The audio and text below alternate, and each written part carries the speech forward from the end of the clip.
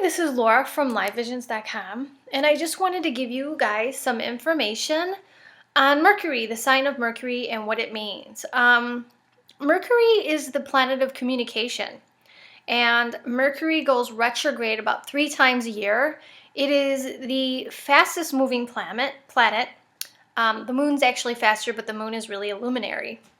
So, when Mercury does go retrograde, depending on the house that it's in, usually you're rethinking, redoing something in that house, or people from the past tend to re-enter. When Mercury does go retrograde, they ask that you don't sign contracts, and unless it's something that you were offered prior to the Mercury going retrograde.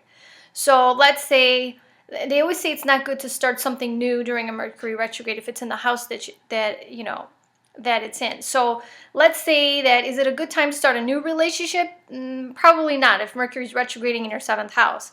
But is it a good time to fix things with an ex? Definitely. You may actually hear from an ex if it's retrograding in your 7th house.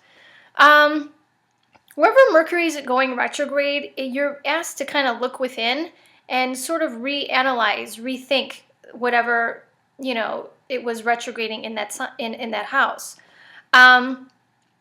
Pretty much, like I said, Mercury goes retrograde 3 times a year. And during this time, communications can get lost. You could have miscommunications with people. Documents are lost. Bad time to sign legal agreements because of the fact that you might sign something and not know the big picture later on. You may not really see the fine print, or what you thought you were signing may turn out to be something else. So in this video, I am going to go into Mercury by the signs and Mercury by the houses, and to give you a better understanding of what it means. So stay tuned. Hi, this is Laura from LiveVisions.com. I wanted to give you my synopsis today of what it's like to have your Mercury in Sagittarius or the 9th house. Well, what is Mercury? Mercury is how you think, and it's also how you communicate.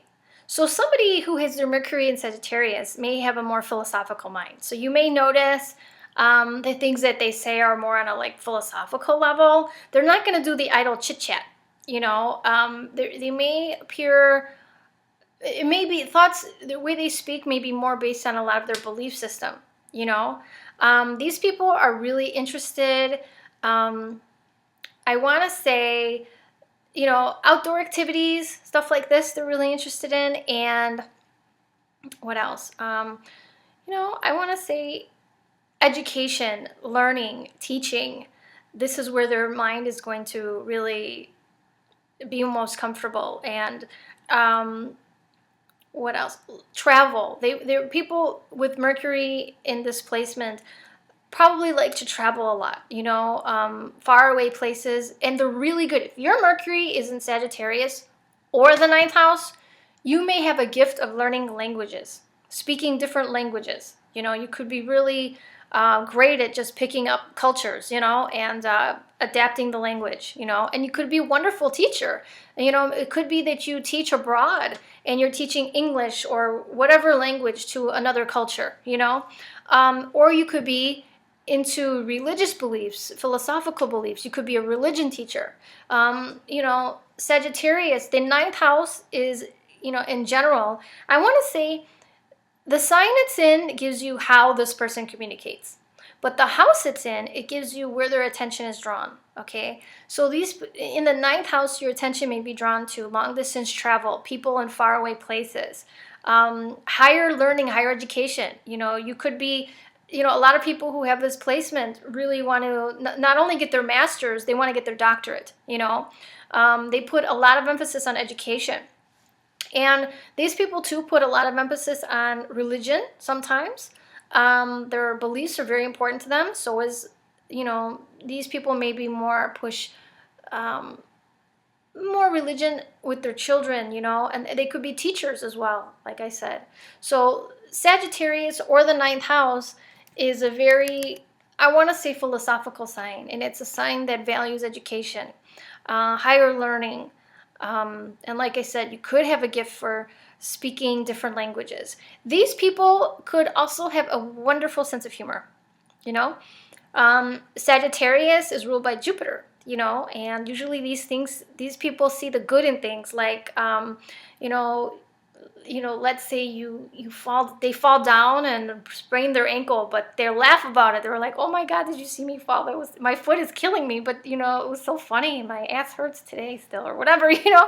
I mean, these people could be rather humorous in their outlook. I want to say a lot of them could be more positive thinkers.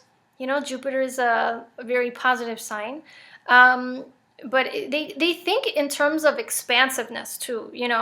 They could be really, which is why they like to expand their mind. They love to learn and learn new things and new cultures, languages, and they love, like I said, just a seminar would not be enough for them. They want to go the distance when it comes to education. Mercury in Sagittarius basically tells you how the person communicates. But the ninth house, the house itself, shows you where that focus is. Like, I have an aunt who has this placement, but it's not in the ninth house. So she has her Mercury in Sag. So she's very philosophical, has a wonderful sense of humor. But she, getting her doctorate was not her thing. She does like to travel, but not long distance travel. So it could be different. You have to look at the house placement and the sign. Like I say, the sign shows you how you talk and think, and the house shows you where you're going to draw that attention to. Okay, so this is my analysis of Mercury in Sagittarius, or the ninth house. If you would like to sign up for classes, I am resuming classes in February. So basics and aspects, the links will be below. I'm keeping the classes small, so only like 20 people I'm taking. So sign up today. Also, I implemented some reports on the site, so I think that this will be really helpful for you guys. 4 different reports, or I think there's 3 different reports on relationships, okay, depending on which one you choose. These are really long reports, and on the site you could see how long they are. I also have a child report where if you have a little one and you want to gear them toward their future and what their interests are when they're tiny and get them started early, you can pull a child report. It'll show you their gifts and what this little one's natural gifts would be or potential would be in what areas.